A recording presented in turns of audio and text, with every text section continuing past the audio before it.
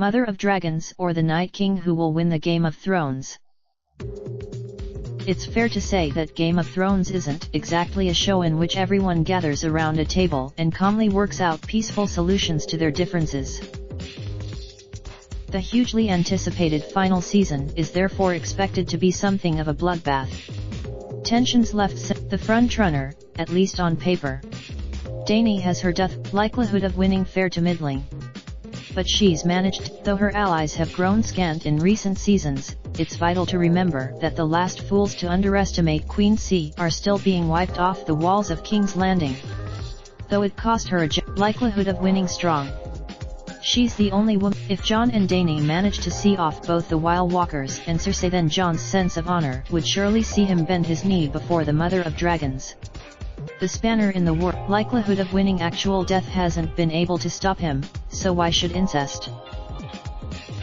The most notable of Robert's illegitimate progeny, in that he's basically the only one left unslaughtered by Joffrey, blacksmith turned handsome badass Gendry, is the last known member of the Baratheon bloodline. He pledged himself likelihood of winning considering the sheer number of people who would have to die first, not good. All this talk about who gets to sit on a silly pointy seat will mean nothing if the Night King simply cuts a frosty swathe across Westeros and murders everyone, triggering an interminable ice age in which the last vestiges of humanity freeze to death in their beds. A grand statement, likelihood of winning high.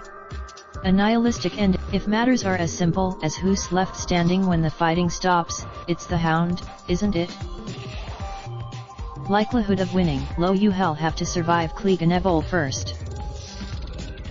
It is, of course, entirely possible to snatch the Iron Throne through conquest, which is how Robert Baratheon came to power. Since Jaime left, likelihood of winning very low, sadly. Because sometimes compassion and decency win the day, okay? Likelihood of winning, oh, come on.